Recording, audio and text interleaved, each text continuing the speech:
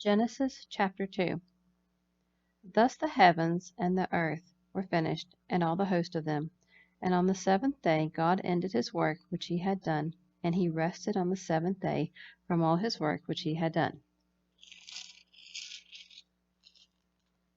And God blessed, spoke good of the seventh day, set it apart as his own, and hallowed it, because on it God rested from all his work which he had created and done. This is the history of the heavens and of the earth when they were created, in the day that the Lord God made the earth and the heavens, when no plant of the field was yet in the earth, and no herb of the field had yet sprung up, for the Lord God had not yet caused it to rain upon the earth, and there was no man to till the ground. But there went up a mist, a fog, a vapor, from the land, and watered the whole surface of the ground. Then the Lord God formed man from the dust of the ground, and breathed into his nostrils the breath or spirit of life, and man became a living being. And the Lord God planted a garden towards the east in Eden, which means delight. And there he put the man whom he had formed, framed, and constituted. And out of the ground the Lord God made to grow every tree that is pleasant to the sight or to be desired, good, suitable, and pleasant for food. The tree of life also in the center of the garden, and the tree of knowledge of the difference between good and evil, and blessing and calamity. Now a river went out of Eden to water the garden, and from there it divided and became 4 river heads. The first is Pishon.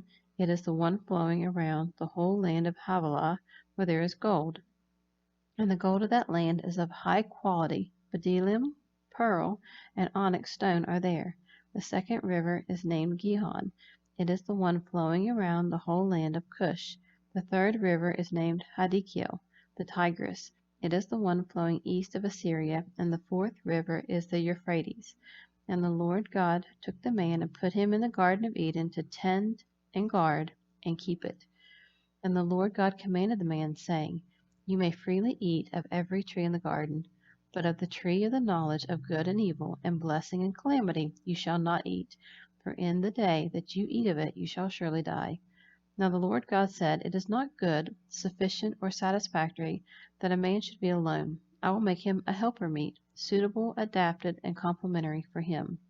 And out of the ground the Lord God formed every wild beast and living creature of the field, and every bird of the air, and brought them to Adam to see what he would call them. And whatever Adam called every living creature, that was its name. And Adam gave names to all the livestock, and to the birds of the air, and to every wild beast of the field. But for Adam there was not found a suitable helpmeet, suitable, adapted, complementary for him. And the Lord God caused a deep sleep to fall upon Adam, and while he slept he took one of his ribs, or a part of his side, and closed up the place with flesh. And the rib, or part of his side, which the Lord God had taken from the man, he built up and made into a woman, and he brought her to the man. Then Adam said, This creature is now bone of my bones, and flesh of my flesh. She shall be called woman, because she was taken out of a man. Therefore a man shall leave his father and his mother, and shall become united and cleave to his wife, and they shall become one flesh. And the man and his wife were both naked, and were not embarrassed or ashamed in each other's presence.